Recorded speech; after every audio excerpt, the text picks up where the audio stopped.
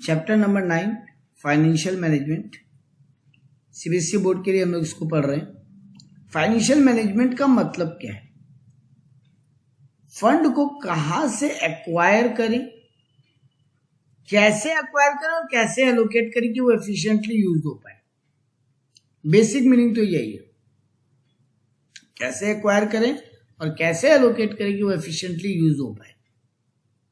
तो देखो डेफिनेशन भी ये बोला, efficient acquisition of finance, efficient utilisation of finance and efficient distribution and disposal of surplus. तीन चीजों का बात कर रहा है ये डेफिनेशन। फंड को ऐसे एक्वायर करो कि वो एफिशिएंटली रहे। एफिशिएंटली माने बीच में सी है, सी माने कॉस्ट इफेक्टिव।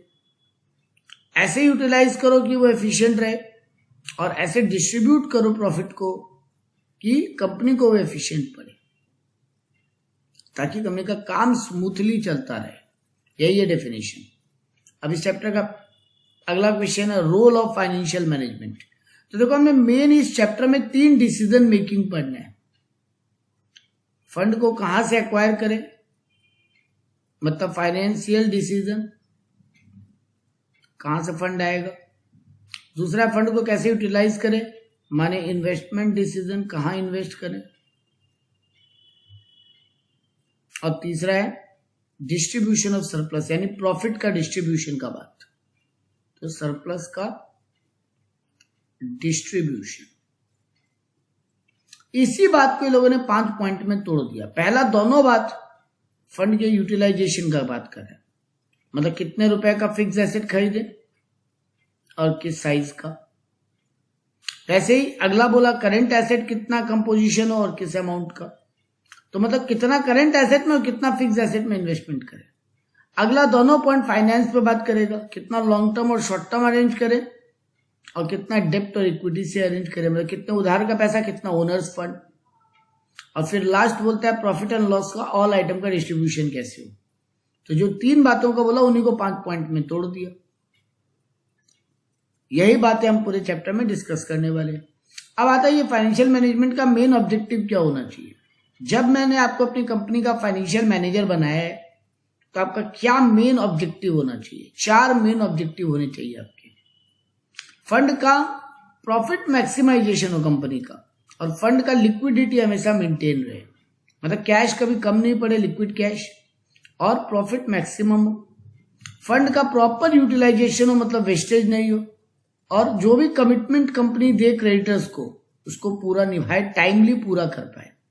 ये 4 ऑब्जेक्टिव एक फाइनेंशियल मैनेजर का होना चाहिए, यानी फाइनेंशियल मैनेजमेंट के लोगों का होना चाहिए। नेक्स्ट क्वेश्चन है, यानी मैंने कहा ही था इस चैप्टर में आपको 3 डिसीजन मेकिंग पढ़ना है, इन्वेस्टमेंट डिसीजन, फाइनेंसिंग डिसीजन और डिविडेंड डिसीजन, यानी प्रॉफिट बांटने का बात। कहां कहां पैसे इन्वेस्ट करें, कितना फिक्स एसेट में और कितना करेंट एसेट में। कहां कहां से पैसा अरेंज करें, कितना इक्विटी और कितना डेप्ट यानी उधार, और कितना प्रॉफिट डिविडेंड में बांटें और कितना रिटेन करें, कितना रिटेन करें और कितना डिस्ट्रीब्यूट करें। आपको मेजरली ये 6 बातें पढ़नी है। तो देखो सबसे पहले लोग इन्वेस्टमेंट डिसीजंस का बात किया, where to invest in fix capital, और इसी को बोलते हैं कैपिटल बजटिंग। बजट बनाना कि कितना फिक्स एसेट पे पैसा लगाना है, और फिक्स एसेट को कैपिटल इन्वेस्टमेंट बोलते हैं, कैपिटल एक्सपेंडिचर। किन फैक्टर पे ये बातें डिपेंड करेगी, आपको कितना, आपका लॉन्ग टर्म ग्रोथ के हिसाब से आप डिसीजन लेते हो, क्या फायदा होगा। पहले कैपिटल बजटिंग का इंपॉर्टेंस क्या है, आपका लॉन्ग टर्म ग्रोथ होगा इससे, क्योंकि large amount of fund involve होता है। तो पहले डिसीजन नहीं लेते हो और लगा देते हो पैसा, बाद में अगर पछताना पड़े तो प्रॉब्लम हो जाएगा। इसीलिए फाइनेंशियल डिसीजन पहले लेना जरूरी है, क्योंकि रिस्क इन्वॉल्व है फंड में। एसेट वगैरह खरीदने के बाद अगर काम नहीं चला तो वो एसेट बेच के मार्केट में आधा पैसा भी रियलाइज नहीं होता, तो रिस्क है। इसीलिए पहले डिसीजन लेना जरूरी है, और इरिवर्सिबल है, डिसीजन को आप रिवर्स नहीं कर पाओगे एक बार ले लोगे तो, इसलिए पहले प्रॉपर प्लानिंग की जरूरत है। अब ये बात आता है किन फैक्टर पे डिपेंड करता है कि आप कितना कैपिटल बजटिंग में पैसा लगाओगे। तो आपका कैश फ्लो कैसा, आपका कैश का इनफ्लो कितना स्पीड या कितना स्लो है। आप जिस बिजनेस में पैसा लगा रहे हो वहां रिटर्न ऑन इन्वेस्टमेंट यानी प्रॉफिट परसेंटेज ज्यादा है कि कम है। आप किस सोच के साथ इन्वेस्टमेंट करो, आपका क्राइटेरिया क्या है। उन बातों पे आपका ये डिसीजन डिपेंड करता है। नेक्स्ट बोलता है फाइनेंसिंग डिसीजन। फाइनेंसिंग डिसीजन मतलब which source capital to be raise, कौन से सोर्स से कैपिटल रेज करना है। ओनर्स की बोरोड, कितना उधार का पैसा और कितना बोरोड फंड, सॉरी कितना ओनर्स का पैसा और कितना उधार का पैसा। ओनर्स फंड माने शेयर कैपिटल, इक्विटी प्रेफरेंस, और बोरोड फंड माने डिवेंचर, लोन, ये सब की बातचीत, क्योंकि कंपनी लेवल की बात कर रहे हैं हम लोग। अब ये भी किन फैक्टर पे डिपेंड करता है, अगेन कॉस्ट, कितना पैसा लगेगा फंड रेज करने में। कंपनी का हमेशा टारगेट होगा मिनिमम से मिनिमम कॉस्ट जिसमें लग रहा हो वहीं से फंड रेज करे। रिस्क, हमेशा बोरोड फंड में ज्यादा रिस्क है, तो रिस्क लेना है कि नहीं उस पर डिपेंड करता है आपका बात। वही कैश का इनफ्लो कितना स्पीड है कितना स्लो है। अगर कैश का इनफ्लो बहुत तेज है तो आप लोन पे पैसा ले पाओगे क्योंकि इंटरेस्ट आप इजीली चुका पाओगे। लेकिन अगर कैश का इनफ्लो बहुत स्लो है तो लोन पे पैसा मत लो या कम लो। आपको ज्यादा कंट्रोल अपने हाथ में चाहिए तो शेयर्स मत इन्वेस्ट इशू करो, क्योंकि तब फिर शेयर होल्डर भी ओनर हो जाएंगे तो डिसीजन मेकिंग में उनका भी कंट्रोल आएगा। और अगर आपको कंट्रोल से इशू नहीं है तो आप शेयर इशू कर सकते हो। फ्लोटेशन कॉस्ट मतलब होता है वो शेयर डिवेंचर को इशू करने का खर्चा। तो शेयर्स को इशू करने का बहुत कॉस्ट है, तो उतना कॉस्ट ब्रोकर कमीशन, फिर अंडर राइटर्स, फिर प्रोस्पेक्टस छपवाना, गवर्नमेंट अप्रूवल्स लेना। तो अगर आपको लगता है कि आप ज्यादा कॉस्ट करने को तैयार हो, ज्यादा खर्चा करने को तैयार हो तो शेयर्स में जाओ, नहीं तो फिर बोरोड फंड में जाओ।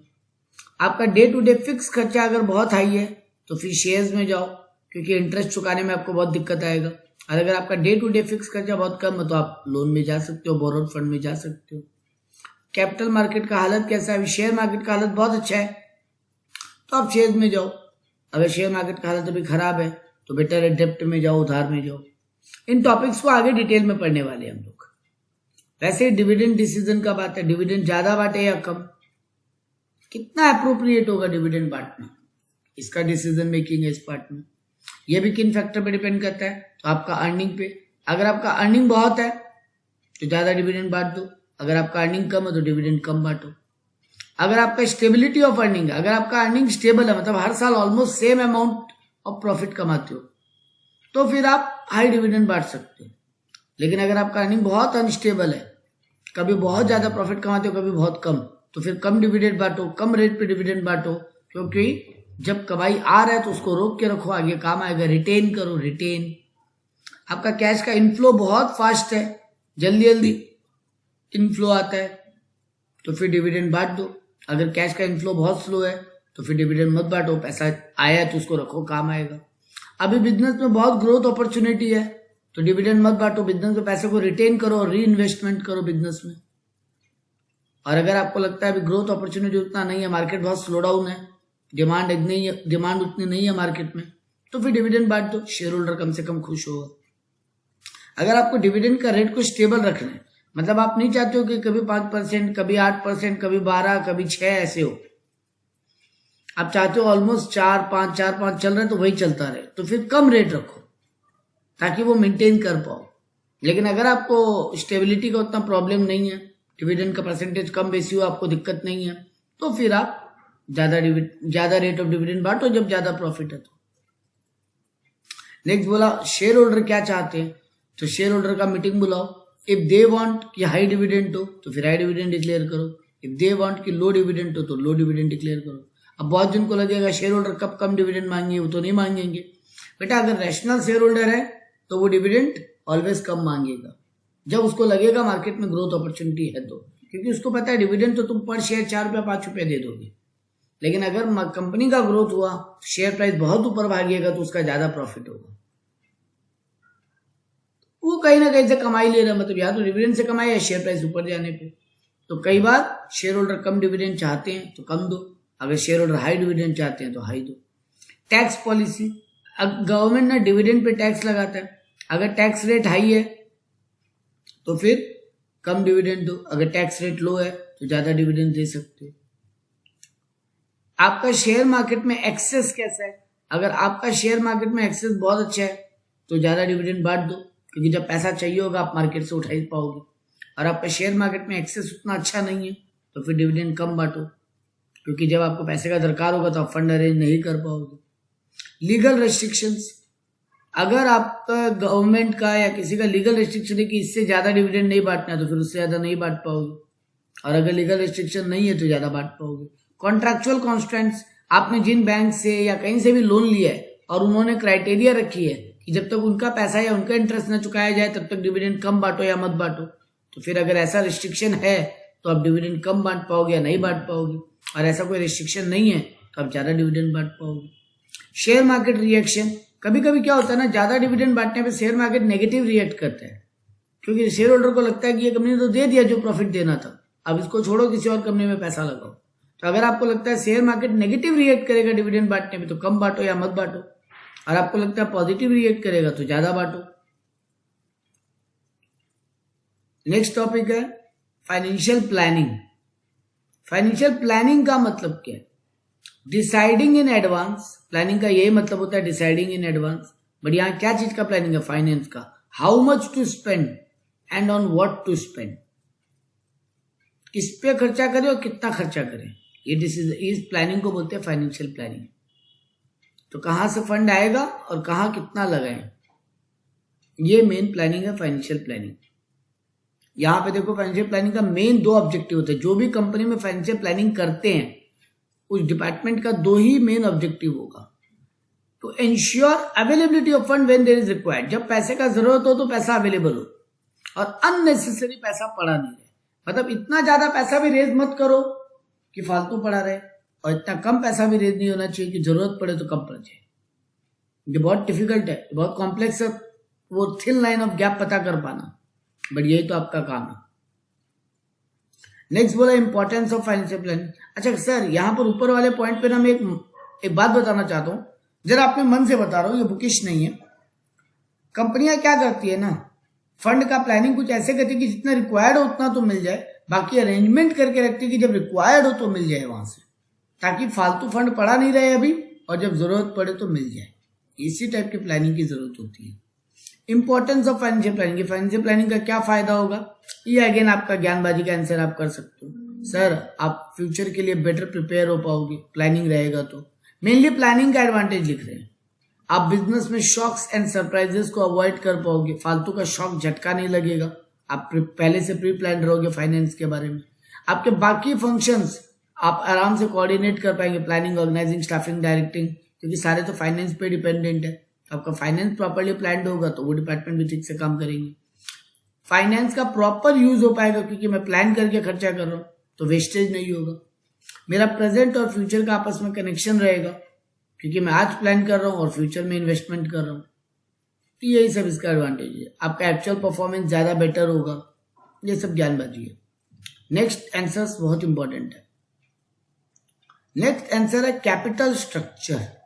कैपिटल स्ट्रक्चर का मतलब ये होता है डेप्ट इक्विटी रेशियो, कितना डेप्ट और कितना इक्विटी हो, उसका रेशियो क्या। अगर मेरे को 1 लाख रुपए की जरूरत है तो मैं कितना परसेंटेज डेप्ट से उठाऊं और कितना इक्विटी से। मेरा प्लानिंग हो सकता है मैं 60 इक्विटी और 40 डेप्ट लूं, मतलब 40 का उधार लूं, या फिर उल्टा, या और कोई रेशियो। तो आपकी कंपनी के अकॉर्डिंगली आपको ये रेशियो डिसाइड करना पड़ेगा। ये रेशियो अलग अलग कंपनी में अलग अलग वैरी करेगा। सर मेन क्या बात दिमाग में रख के ये डिसीजन लिया जाए? जो भी डिसीजन लो अपनी कंपनी के लिए, ये ध्यान में रख के लो, इक्विटी शेयर का वेल्थ मैक्सिमाइजेशन होगा, मतलब earning per share EPS company का बढ़ रहा हो, वही रेशियो सबसे बेस्ट है। क्योंकि डेप्ट और इक्विटी में मेजर डिसीजन लेने में दिक्कत कहां आता है? एक में कॉस्ट हाई है इक्विटी में और एक में रिस्क हाई है डेप्ट में। तो आपको ऐसा बैलेंस चाहिए। आप 100% इक्विटी पे भी नहीं जा सकते, 100% डेप्ट पे भी नहीं जा सकते, कंपनी के लिए आइडियल नहीं होगा। तो आपको देखना है कि आपका किस रेशियो में ईपीएस बढ़ता है। अब मैं एक सिंपल तरीका बताऊं ईपीएस कब बढ़ेगा। इसी को फाइनेंशियल लिवरेज भी बोलते हैं या ट्रेडिंग ऑन इक्विटी बोलते हैं। स्टूडेंट इसमें बहुत कंफ्यूजन रहता है ट्रेडिंग ऑन इक्विटी में लोगों को। बहुत सिंपल भाषा में समझना, ट्रेडिंग ऑन इक्विटी मतलब आप इस तरीके से डेप्ट से पैसा उठाओ कि आपका अर्निंग पर शेयर बढ़ता रहे जैसे जैसे आप डेप्ट बढ़ाओ। अगर आपका अर्निंग पर शेयर बढ़ रहा है उधारी बढ़ाने से, तो आप उधार बढ़ाते रहो, डेप्ट पे और पैसा लेते रहो। लेकिन अगर आपका अर्निंग पर शेयर गिर रहा है डेप्ट बढ़ाने से, तो फिर आप डेप्ट में मत जाओ, इक्विटी में जाओ। सर ये चीज थोड़ी समझ में नहीं आती है। तो पहले ये लाइन याद करो मेरी तरफ से कि जहां मेरा ईपीएस बढ़ रहा हो डेप्ट बढ़ाने से, देन डेप्ट को बढ़ाते रहो, कीप ऑन इंक्रीजिंग द डेप्ट। लेकिन अगर मेरा ईपीएस गिर रहा हो डेप्ट को बढ़ाने से, तो फिर डेप्ट को कम करो। ये बात पहले दिमाग में रखो। इसको प्रूव करने के लिए मैं 2 एग्जांपल आपको दिखा रहा हूं, आपके बुक में दिए हुए, और फिर वो क्यों हो रहा है वो भी बताऊंगा एक लाइन में, एक फॉर्मूला के साथ। अच्छा, ये डेप्ट इक्विटी फॉर्मूला आपने अकाउंट्स में, इन्वेंट्री रेशियोज में, अकाउंट में रेशियो एनालिसिस में पढ़ा है, डेप्ट बाय इक्विटी, सॉल्वेंसी रेशियो में। तो देखो अब यहाँ पे 2 सिचुएशन दिया। पहले बोला सिचुएशन 1, आपका टोटल कैपिटल आपको रिक्वायर्ड है 50 लाख। आप अगर इक्विटी शेयर से उठाते हो तो 5 लाख शेयर इशू करने पड़ेंगे 10 रुपए वाले, और मान लो आप उधार 0 लेते हो, मतलब पूरा पैसा इक्विटी से उठा रहे हो, और टैक्स का रेट 30% है, और आपका earning before interest and tax EBIT 7 lakh है। ईबीआईटी कैसे आता है? सेल्स माइनस वेरिएबल कॉस्ट, तो आता है कंट्रीब्यूशन यानी जीपी आपका, माइनस फिक्स कॉस्ट, तो आ जाता है earning before interest and tax.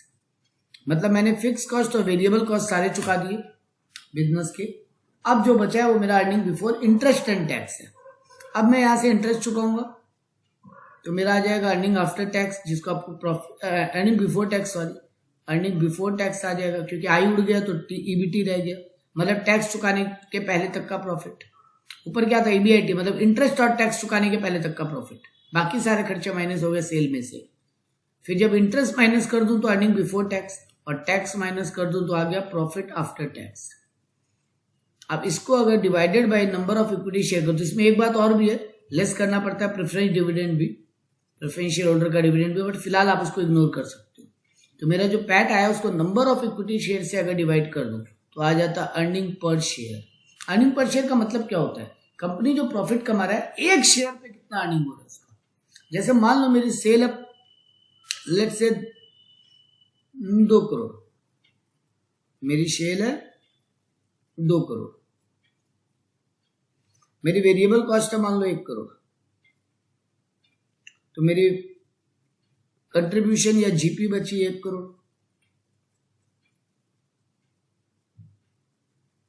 मान लो मेरी फिक्स कॉस्ट है 50 लाख, तो मेरी ईबीआईटी बची 50 लाख। मान लो मैंने लोन पे 2 करोड़ रुपए लेके रखे, या लोन पे मैंने 1 करोड़ रुपए लेके रखा है और उसके इंटरेस्ट रेट है 3%, तो 1 करोड़ का 3% कितना होगा? 3 लाख, मैंने वो चुका दिया। तो 50 लाख माइनस 3 लाख, मेरा अर्निंग बिफोर टैक्स बचेगा 47 लाख। मान लो गवर्नमेंट की टैक्स रेट अभी एक बार के लिए 30% है, 47 लाख के 30% कितनी होगी? 12 लाख और 2 लाख 10,000, 14 लाख 10,000। वो माइनस करूं, 47 लाख में से 14 लाख गया, 47 लाख में से 4 लाख गया, 33 माइनस 33 लाख माइनस 10,000, 32,90,000। माइट भी फिगर थोड़ी बहुत गड़बड़ हो सकती है, बट कोई बात नहीं। नंबर ऑफ, मान लो मेरी कंपनी की 1 लाख इक्विटी शेयर इशू की हुई है, नंबर ऑफ शेयर बोल रहा हूं, वैल्यू नहीं, रुपीज में नहीं, यूनिट्स में बात हो रही है। तो मेरी कंपनी का पर शेयर अर्निंग कितना हुआ? 32.9। मेरा कंपनी 32 रुपया 90 पैसा पर शेयर कमा रहा है, मतलब हर शेयर होल्डर को एक शेयर पे 32.9 का प्रॉफिट हो रहा है। ये होता है मेरा एक, इसको बोलते हैं फाइनेंशियल स्टेटमेंट। अब जैसे इस सब में दिया हुआ है मेरा 7 लाख का ईबीआईटी दिया हुआ है, तो मेरे को पहले देखो मैंने क्या किया, 3 सिचुएशन दिया यहाँ पे। अगर मैं पूरा, मुझे 50 लाख की जरूरत है, मेरा 7 लाख का earning before interest and tax है। अगर पूरा 50 लाख इक्विटी से उठाऊं, सेकंड क्राइस में बोला 40 लाख इक्विटी से 10 लाख लोन पे उठाऊं, और लोन का रेट 10% है इंटरेस्ट रेट। और तीसरी सिचुएशन मुझे दी गई है कि मैं 30 लाख इक्विटी पे 20 लाख डेप्ट पे उठाऊं, मतलब डेप्ट बढ़ाता जा रहा हूं। तो देखो यहाँ पे क्या होगा, 7 लाख मेरी ईबीआईटी है, पहला केस में इंटरेस्ट 0 है, दूसरे केस में मैंने 10 लाख लोन पे लिया है, तो 10 लाख का 10% 1 लाख इंटरेस्ट है, और दूसरे केस में मैंने 20 लाख लोन पे लिया तो 20 लाख का 10% 2 लाख इंटरेस्ट है, तो 7 लाख में 0 माइनस हुआ तो ईबीटी 7 लाख रह गया अर्निंग बिफोर टैक्स। यहाँ पे 7 लाख में 1 लाख माइनस हुआ तो ईबीटी रह गया 6 लाख, और यहाँ 7 लाख में 2 लाख माइनस हुआ तो ईबीटी रह गया 5 लाख। अब मैंने देखो यहाँ पे टैक्स माइनस किया 30%, तो 7 लाख का 30% 2 लाख 10,000, 5 लाख का 30% 1 लाख 80,000, नहीं 6 लाख का 30% सॉरी, और 5 लाख का 30% 1.5 लाख। तो मेरा अर्निंग आफ्टर टैक्स रहा 4,90,000, 4,20,000, 3,50,000। अब पहले केस में मेरे 5 लाख इक्विटी शेयर इशूड है, दूसरे केस में 4 लाख है क्योंकि मैंने 40 लाख ही लिया इक्विटी शेयर से, और तीसरे केस में 3 लाख है। तो यानी मैंने इस 4,90,000 को 5 लाख से डिवाइड किया तो 0.98 आ रहा है, 4,20,000 को 4 लाख से डिवाइड किया तो 1.05 आ रहा है, और 3,50,000 को 1.16 से सॉरी 3 लाख से डिवाइड किया तो 1.16 आ रहा है। तो इससे मुझे क्या पता चलता है, मैंने जैसे जैसे डेप्ट को बढ़ाया मेरा अर्निंग पर शेयर बढ़ रहा है, और ये आइडियल सिचुएशन है, कंपनी को डेप्ट बढ़ाते रहना चाहिए। इसी को बोलते हैं लिवरेज या trading on equity, financial leverage या ट्रेडिंग ऑन इक्विटी, कि जैसे जैसे कंपनी का उधार बढ़ता रहे, अगर अर्निंग पर शेयर बढ़ता रहे तो कंपनी का फायदा है, ये करते रहना चाहिए। सिर्फ कैसे बढ़ाइए, उधार बढ़ाने से शेयर होल्डर का फायदा कैसे हो? बेटा एक बार आप ये निकाल के देखो कि आपकी प्रॉफिट परसेंटेज कितनी आ रही है, जो कैसे निकलती है, ईबीआईटी बाई टोटल इन्वेस्टमेंट।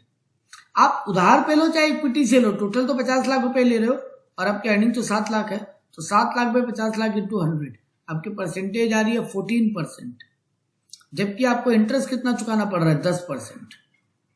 तीनों ही केस में लोन जब भी ले रहे हो 10% ब्याज चुका रहे हो।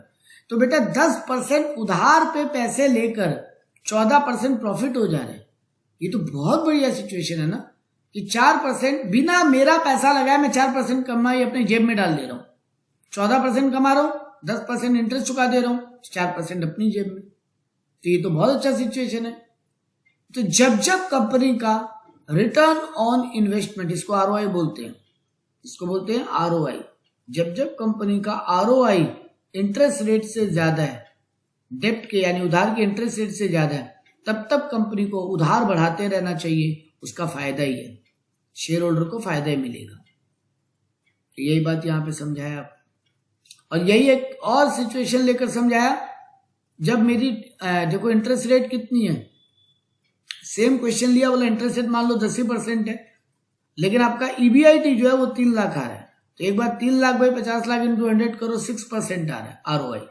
तो 6% कमाओगे और 10% ब्याज चुका दोगे। सर देखिए यही कंपनी का नुकसान होगा, या तो कैपिटल से पैसा तोड़ना पड़ेगा, कैपिटल से पैसा चुकाना पड़ जाएगा, क्योंकि कमा रहे हैं 6%, चुका रहे हैं 10% ब्याज, तो 4% और कहां से चुकाएंगे, कैपिटल से। तो ये बुरी सिचुएशन है।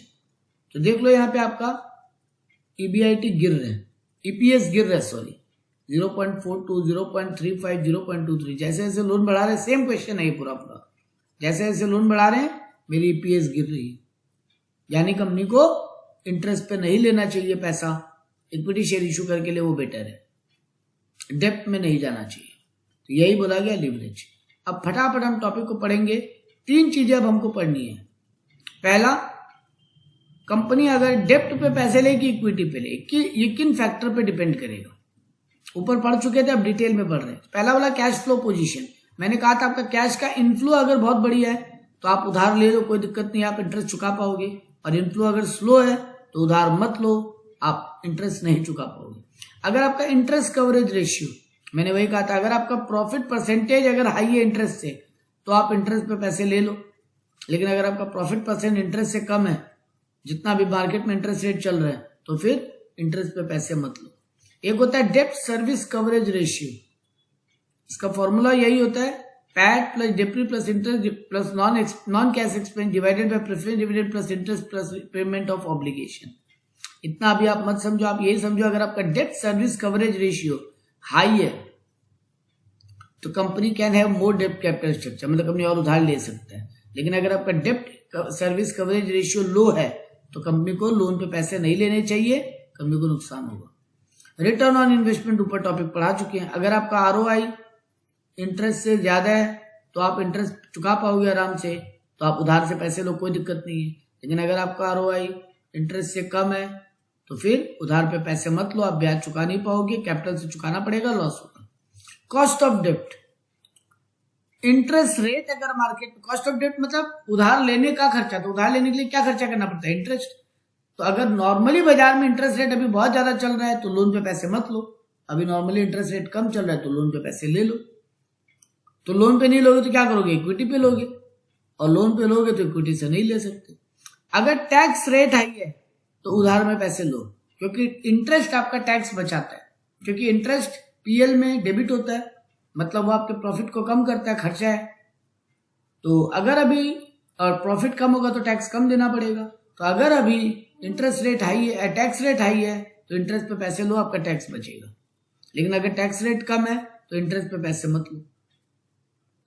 कॉस्ट ऑफ इक्विटी, अगर इक्विटी शेयर इशू करने का भी बहुत ज्यादा खर्चा लग रहा है तो इंटरेस्ट इक्विटी शेयर इशू मत करो। वही अगर आपका ईपीएस हाई है तो इक्विटी शेयर पे पैसे, डेप पे पैसे लो, अगर ईपीएस कम आ रहा है तो डेप पे पैसे मत लो।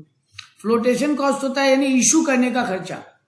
तो अगर आपका भी शेयर इशू करने में बहुत खर्चा लग रहा है तो डेप पे पैसे ले लो, और अगर आपका शेयर इशू करने पे कम खर्चा लग रहा है तो शेयर इशू कर लो। रिस्क, डेप्ट में ज्यादा रिस्क है, इक्विटी शेयर में कम। तो अगर आपका कंपनी ज्यादा रिस्क लेने को तैयार है तो गो फॉर द डेप्ट, अगर रिस्क लेने को तैयार नहीं है तो गो फॉर द इक्विटी।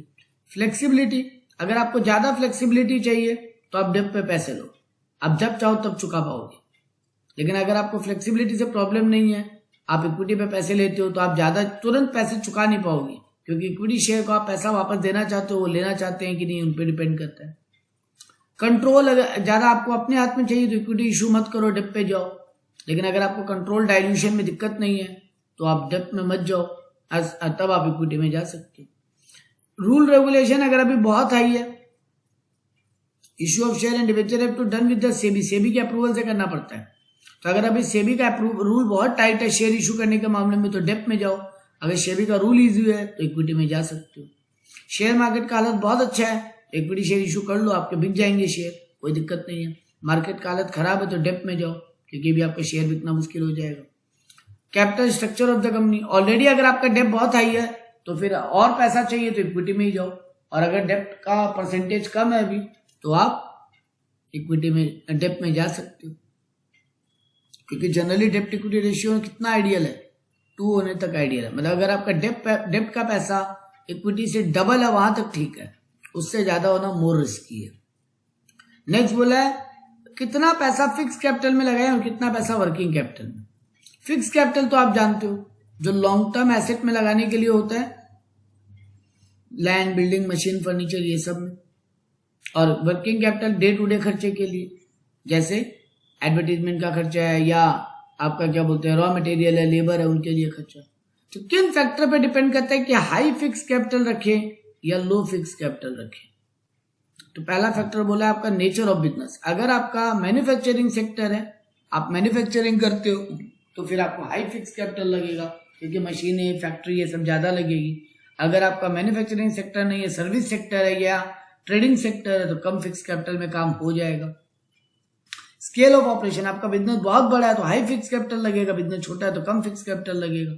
ज्यादा टेक्नोलॉजिकल बिजनेस करते हो तो हाई फिक्स कैपिटल लगेगा, ज्यादा लेबर ओरिएंटेड बिजनेस करते हो, ह्यूमन इंटेंसिव, तो फिर कम फिक्स कैपिटल लगेगा। आपका बिजनेस ऐसा है जिसमें टेक्नोलॉजी बार बार बदलता रहता है तो आपको हाई फिक्स कैपिटल लगेगा। अगर आपका बिजनेस ऐसा है जहां पुराना टेक्नोलॉजी लॉन्ग टर्म तक रहता है तो आपको कम फिक्स कैपिटल लगेगा। बिजनेस में बहुत ग्रोथ का स्कोप है तो फिक्स कैपिटल में ज्यादा पैसा लगेगा, क्योंकि और मशीनें चाहिए और प्रोडक्शन करना पड़ेगा। ग्रोथ का अपॉर्चुनिटी नहीं है तो कम फिक्स कैपिटल में काम हो जाएगा। बिजनेस आप बहुत डाइवर्सिफाइड करते हो, आप बहुत वेराइटी प्रोडक्ट बनाते हो, साबुन भी बनाते हो, आप प्लास्टिक के डब्बे भी बनाते हो, आप बिस्किट भी बनाते हो, तो आपको ज्यादा फिक्स कैपिटल लगेगा हर वेराइटी ऑफ मशीन के लिए। लेकिन अगर आपका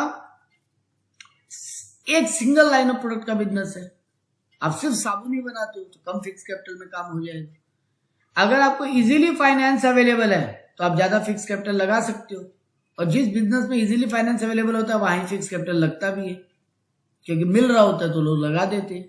लेकिन अगर आपके बिजनेस में फाइनेंस अवेलेबल मुश्किल है तो कम फिक्स कैपिटल में काम करना पड़ेगा। अगर आप किसी के साथ कोलैबोरेट करके काम कर रहे हो तो हाई फिक्स कैपिटल, यानी ज्वाइंट वेंचर में कर रहे हो तो हाई फिक्स कैपिटल होगा, क्योंकि सब थोड़ा थोड़ा लगाएंगे, बहुत कैपिटल हो जाएगा। लेकिन आपको अकेले बिजनेस करना पड़ रहा है, कोई कोलैबोरेशन नहीं है, तो फिर कम फिक्स कैपिटल में काम होगा, क्योंकि अकेला कितना पैसे लगाओगे। फिर वही सेम बात पूछा वर्किंग कैपिटल में कितना लगाएं, ज्यादा कि कम। तो अगर आप पहले बात तो समझाएं वर्किंग कैपिटल होता क्या है। तो वर्किंग कैपिटल मतलब current asset minus current liability. Day to day operating activity में जो फंड लगे उसको वर्किंग कैपिटल बोलते हैं। वर्किंग कैपिटल दो टाइप का होता है, gross working capital and net working capital. Gross working capital मतलब we are talking about total of current asset. Current asset का सारा आइटम जोड़ लें, that is gross working capital. जैसे cash in hand, debtor, marketable security, stock, bills receivable, raw material, prepaid expense, ये सब। Net working capital क्या है? Current asset minus current liability, इसको बोलते हैं नेट। करंट लायबिलिटी यानी creditor, bank overdraft, short term loan, वो सब उनको माइनस कर दो। अब किन फैक्टर पे डिपेंड करता है ज्यादा वर्किंग कैपिटल लगेगा कि कम? ये लास्ट आंसर है sir. Again nature of business. अगर आपका मैन्युफैक्चरिंग सेक्टर है आपको हाई वर्किंग कैपिटल लगेगा क्योंकि रॉ मटेरियल बहुत लगेगा, लेबर बहुत लगेंगे। लेकिन अगर आपका ट्रेडिंग या सर्विस है तो कम वर्किंग कैपिटल में भी काम हो जाएगा आपका। स्केल ऑफ ऑपरेशन, आप बड़ा बिजनेस करो ज्यादा वर्किंग कैपिटल लगेगा, छोटा करो कम लगेगा। बिजनेस साइकिल फ्लक्चुएशन, आपका बिजनेस बहुत अप डाउन होता है, कभी बहुत बूम पे चला जाता है, कभी एकदम डूब जाता है। तो सर उस सिचुएशन में आपको अपनी पॉकेट से ज्यादा वर्किंग कैपिटल लगा के रखना पड़ेगा क्योंकि काम चलाते रहने के लिए आपको फंड ज्यादा अरेंज खुद करना पड़ेगा। आप सीजनल बिजनेस करते हो तो ऑफ सीजन में कम वर्किंग कैपिटल लगेगा और जब पीक सीजन होगा तो ज्यादा लगेगा। जैसे आइसक्रीम का गर्मियों में बिजनेस कर रहे हो तो आइसक्रीम का प्रोडक्शन बहुत करोगे गर्मी के टाइम पे, तो आपको ज्यादा वर्किंग कैपिटल लगाना पड़ेगा। सर्दी में कम प्रोडक्शन करोगे तो कम वर्किंग कैपिटल में भी काम हो जाएगा। आपका बिजनेस में बहुत ज्यादा टेक्नोलॉजी इन्वॉल्व होता है तो कम वर्किंग कैपिटल लगेगा, और अगर आप ज्यादा लेबर ओरिएंटेड काम करते हो तो ज्यादा वर्किंग कैपिटल लगेगा। आपको क्रेडिट अलाउड मतलब आप ज्यादा उधार देते हो तो आपको ज्यादा वर्किंग कैपिटल लगेगी, तब आपको अपनी जेब से ज्यादा पैसा लगा के रखना पड़ेगा काम चलाने के लिए क्योंकि आप जिनको उधार दे रहे हो उनसे पैसा आने में टाइम लगेगा। और अगर आप शॉर्ट उधार का पीरियड देते हो तो कम वर्किंग कैपिटल में भी काम हो जाएगा क्योंकि वही पैसा माल बेच के आएगा वही दोबारा लगा देंगे।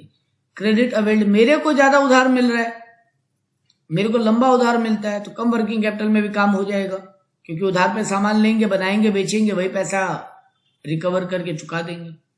लेकिन अगर मेरे को कम उधार का पीरियड मिलता है तो ज्यादा वर्किंग कैपिटल जेब से लगाना पड़ेगा काम चलाए रखने के लिए। मेरा ऑपरेटिंग एफिशिएंसी बहुत अच्छा हाई डिग्री का है तो कम वर्किंग कैपिटल में भी काम हो जाएगा क्योंकि तब वेस्टेज कम होगा। लेकिन अगर मेरा ऑपरेटिंग एफिशिएंसी बहुत खराब है तो वेस्टेज ज्यादा होगा, काम स्लो होगा तो ज्यादा वर्किंग कैपिटल लगेगा। रॉ मटेरियल इजीली अवेलेबल है तो कम वर्किंग कैपिटल में काम होगा क्योंकि इजीली अवेलेबल है तो सस्ता है मतलब, लेकिन रॉ मटेरियल बहुत मुश्किल से अवेलेबल है, महंगा होगा तो ज्यादा वर्किंग कैपिटल लगेगा। अगर लेवल ऑफ कंपटीशन बिजनेस में बहुत हाई है तो एडवर्टाइजमेंट वगैरह में बहुत हाई कैपिटल लगाना पड़ेगा, high working capital. Day to day काम में उधार भी बहुत देना पड़ेगा कस्टमर को, डिस्काउंट ऑफर्स भी बहुत सारे निकालने पड़ेंगे तो हाई क्या वर्किंग कैपिटल लगेगा। और अगर कंपटीशन कम है तो कम वर्किंग कैपिटल लगेगा। अभी महंगाई बहुत बढ़ा हुआ है तो रॉ मटेरियल महंगा मिलेगा, लेबर महंगा मिलेगा तो ज्यादा वर्किंग कैपिटल लगाना पड़ेगा। अभी इन्फ्लेशन कम है तो फिर कम पैसे में काम हो जाएगा। मार्केट में बहुत ग्रोथ का स्कोप है तो ज्यादा वर्किंग कैपिटल लगेगा क्योंकि अभी ग्रोथ का स्कोप है, ज्यादा प्रोडक्शन करना है, ज्यादा रॉ मटेरियल चाहिए। अगर ग्रोथ का स्कोप नहीं है तो कम वर्किंग कैपिटल में भी काम हो जाएगा। तो ये था आपका चैप्टर फाइनेंशियल मैनेजमेंट।